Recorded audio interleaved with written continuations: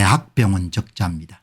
생각보다 여러분들 조금 더 들여다봐야겠는데 적자 규모가 그렇게 많지가 않네요. 보시게 되면은 이제 오늘 보도인데 암 수술을 못 받는 국민들 빅5 병원 30% 정도 급감. 그렇게 보시게 되면은 아무튼 간에 암 수술이라든지 외래 환자 수도 많이 줄어들었으니까 이 내용들을 다 여러분 종합하게 되면은 상반기 상급 종합병원 경영 적자 상황을 보게 되면은 상급 종합병원에 2023년도에 1월부터 6월까지가 3조 7,219억 원의 여러분들 수익을 올렸는데 2024년도에 3조 1,979억 원으로 5,240억 정도 줄어들게 됩니다. 1월 달이 정상이었으니까 조금 과소평가가 됐겠죠. 서울대병원은 2023년도 상반기에 7,018억 정도의 매출을 올렸는데 이제 2023년 4년도 상반기에 5,859억으로 여러분들 올려가지고 적자 규모가 1,159억 원 정도가 나온 거거든요. 강원도는 534억이 나온 겁니다. 처음 예상한 것보다도 훨씬 더 과소평가되어 있는데 이거는 이제 앞으로 한 번 정도 더 이렇게 살펴봐야 될 것 같아요. 암 수술 건수가 여러분들 내려가고 외래 환자가 여러분 줄어들게 되면 당연히 적자 규모가 여러분들 늘어날 수밖에 없는 거죠. 서울대 병원은 상반기 하반기를 합쳐가 한 5천억 정도 나올 거다 이렇게 생각했는데 뭐 이 규모로 하면은 2, 3천억 정도 불과한 거죠. 이렇게 여러분들 보시게 되면은 좋을 것 같습니다. 상급병원 적자는 이제 피할 수가 없는 거죠. 이제 세금으로 결국 다 밀어줘야 될 그런 어제 방송이 나가고 난 다음에 이제 한 분이 조금 나무라는 글을 썼어요. 이제 공병호 씨는 우파에서 좌파로 변질된 것이 아닌가 하는 의심을 받을 수밖에 없습니다. 그동안 타당한 근거를 가지고 부정선거에 대응한 것을 인정받은 분이 왜 이렇게 되었나 하는 생각이 듭니다. 이 JHK님처럼 사람이 우파에서 좌파로 이렇게 휙휙 바뀌지가 않습니다. 정치적 성향이라는 것은 그 사람의 정체성이기 때문에 이분이 뭐 저를 우파로 봤으면 여전히 우파인 거고 이분이 원래 저를 좌파로 봤으면 영원히 좌파인 거죠. 그러나 이 JHK님 같은 경우는 본인이 문제가 있다는 걸 전혀 인정하고 싶어 하지 않는 겁니다. 그게 한국인의 희극이고 비극인 겁니다. 내가 똑똑하니까 공병호가 틀리지 내가 이름 틀릴 리가 없다 이렇게 보는 겁니다. 그러니까 뭐 다른 대책이 없는 거죠. 그렇게 믿겠다 하는데 뭐 그거 어떻게 하겠습니까.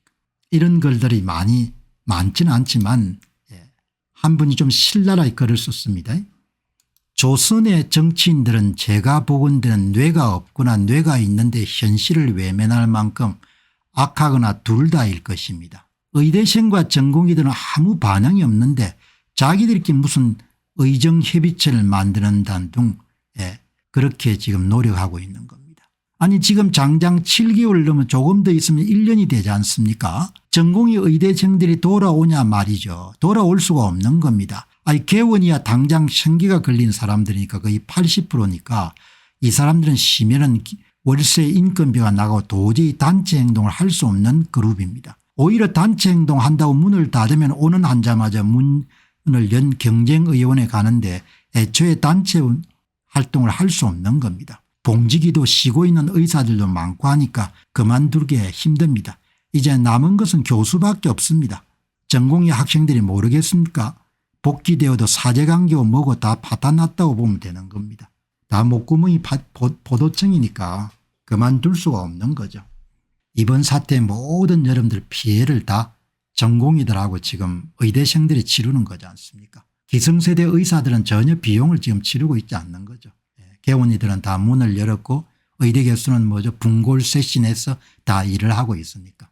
그러니까 뭐 이번 사태에는 결국은 핵심도 전공의 의대생들이고 피해자도 전공의 의대생들이고 다른 의사들은 전혀 피해를 본 게 없는 겁니다. 좋은 의료 시스템이 불과 몇 개월 만에 복구가 어려울 정도로 망가지고 말았습니다. 아직도 국민의 일부는 본인이 얼마나 큰 부담과 위험에 노출되고 있는지를 모르는 것 같습니다. 모르시는 분들이 아직도 많죠. 그리고 옳은 일을 하는 사람들이 잘못된 방향으로 가고 있다 이렇게 생각하시는 분들 많은 겁니다. 사람을 설득하는 것은 아주 어려운 일입니다. 그리고 나이 든 사람들을 설득하는 것은 거의 불가능에 가까운 거죠. 그럼 뭐 어떻게 해볼 도리가 없는 겁니다. 그래서 사람이 갖고 있는 생각의 크기만큼 그 사람이 갖고 있는 안목과 시야에 따라 가지고 삶의 방향도 달라지고 운명도 달라질 수밖에 없는 거죠. 뭐 다음에 뭐 여러분들 어떻게 되고 난 다음에 후회해 봐야 소용이 없는 겁니다. 사람 중에 아주 어려운 사람이 완고한 사람이고 더더욱 어려운 사람이 완악한 사람이지 않습니까? 어리석은 사람, 완고한 사람, 완악한 사람들은 대책이 없는 거죠. 그 사람들은 본인이 이제 뭡니까? 힘들어졌을 때 그때 깨우칠 수 있을지도 모르겠어요. 그때도 좌파우파하고 있을지도 모르겠습니다. 이렇게 여러분들 정리가 되시면 좋겠습니다. 안녕하십니까, 공병호입니다. 그동안 공병호 TV는 선거 공정성 회복과 자유민주주의 체제의 보존과 발전을 위해 노력해왔습니다. 이런 노력들이 지속될 수 있도록 공병호 TV의 정기 후원 프로그램이자 멤버십 프로그램을 소개해드립니다. 뜻 있는 분들의 관심과 동참을 부탁드립니다. 선거 공정성 회복을 위한 노력을 지지하시고 훌륭한 나라 만들기에 동참하시는 시청자분들이시라면 구독 버튼 바로 옆에 있는 가입 버튼을 통해서 정기 후원 프로그램에 가입할 수 있습니다.